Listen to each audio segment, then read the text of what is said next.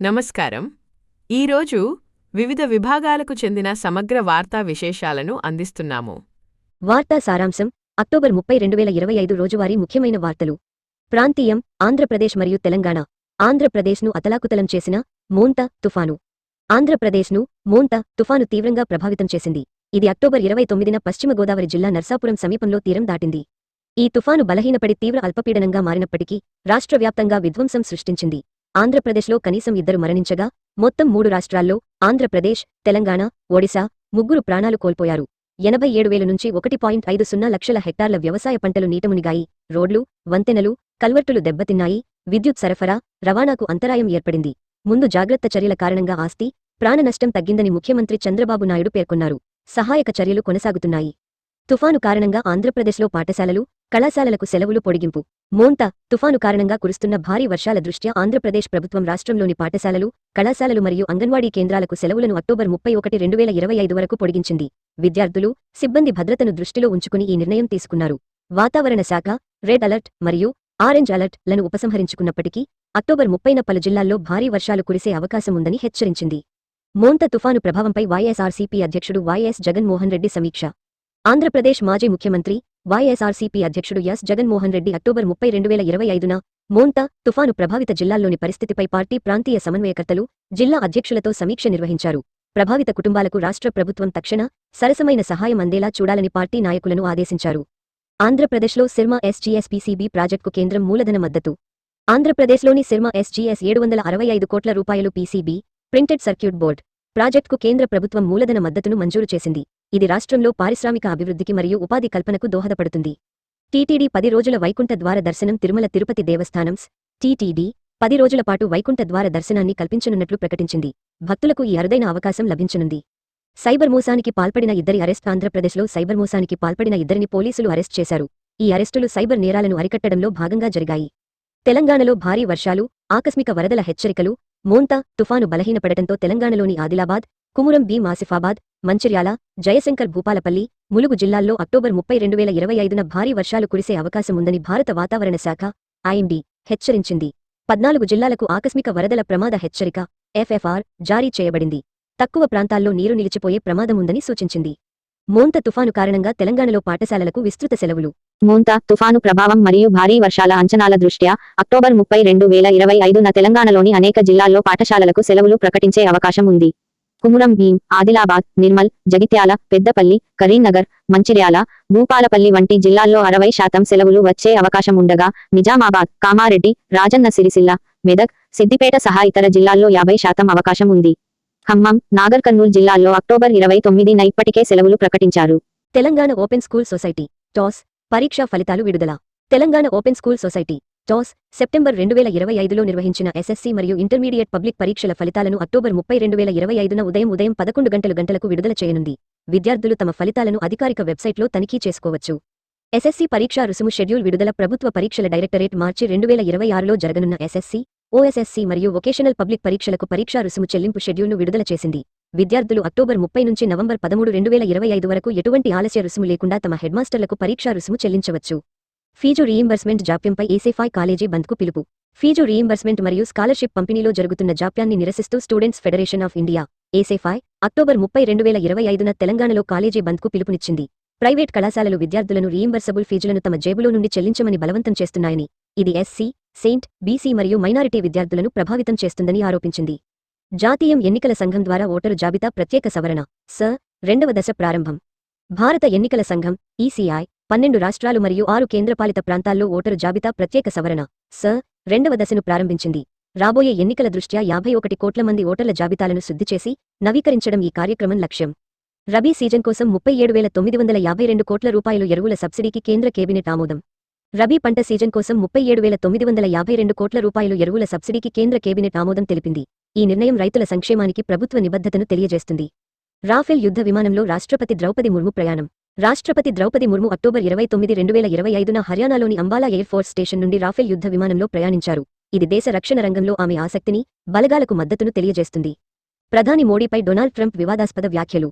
America మాజీ అధ్యక్షుడు Donald Trump ప్రధాని నరేంద్ర మోడీని కిల్లర్ అని అభివర్ణించడమే కాకుండా 2025 మే నెలలో వాణిజ్య ఒప్పంద చర్చలను నిలిపివేస్తానని బెదిరించి భారతదేశం పాకిస్తాన్ యుద్ధాన్ని ఆపానని పేర్కొన్నారు. ఈ వ్యాఖ్యలపై ప్రధాని మోడీ స్పందించాలని రాహుల్ గాంధీ కోరారు. 2026ను ASEAN ఇండియా మారిటైమ్ కోఆపరేషన్ సంవత్సరంగా పాటించనున్నట్లు భారత్ ప్రకటన. 2026ను ASEAN ఇండియా మారిటైమ్ కోఆపరేషన్ సంవత్సరంగా పాటించనున్నట్లు ప్రధానమంత్రి నరేంద్ర మోడీ ప్రకటించారు. ఇది సముద్ర భద్రత, బ్లూ ఎకానమీ, మానవతా సహాయం, విపత్తుల ఉపశమనం, HADR, సముద్ర అనుసంధానం మరియు డిజిటల్ సమ్మేళనంపై దృష్టి సారిస్తుంది. SJ-100 విమానాలను ఉత్పత్తి చేయడానికి HAL మరియు రష్యా UAC మధ్య ఒప్పందం. హిందుస్థాన్ ఏరోనాటిక్స్ లిమిటెడ్ HAL భారతదేశంలో SJ-100 విమానాలను ఉత్పత్తి చేయడానికి రష్యన్ వక్తో అవగాహన ఒప్పందం కుదుర్చుకుంది. ఇది పౌర విమానయానంలో స్వయం సమృద్ధి దిశగా ఒక ముఖ్యమైన అడుగు. ఆంధ్రప్రదేశ్లో బస్సు అగ్నిప్రమాదం, 25 మంది మృతి. ఆంధ్రప్రదేశ్లో ఒక బస్సు మోటార్ సైకిల్తో ఢీకొని అగ్నిప్రమాదానికి గురికావడంతో కనీసం 25 మంది మరణించారు. నిద్రిస్తున్న చాలా మంది ప్రయాణికులు మంటల్లో చిక్కుకున్నారు. ఈ దుర్ఘటన దేశవ్యాప్తంగా విషాదం నింపింది. భారతదేశంలో ఆన్లైన్ జూదంపై నిషేధం. భారతదేశం ఆగస్టులో ఆన్లైన్ జూదాన్ని నిషేధించింది. ఇది జాతీయ క్రికెట్ జట్టు స్పాన్సర్ను ప్రభావితం చేసింది. NBA స్పోర్ట్స్ బెట్టింగ్పై FBI విచారణ నేపథ్యంలో ఈ నిర్ణయం తీసుకున్నారు. ఇండియా మారిటైమ్ వీక్ 2025లో గ్లోబల్ మారిటైమ్ CEO ఫోరంకు ప్రధాని మోడీ అధ్యక్షత.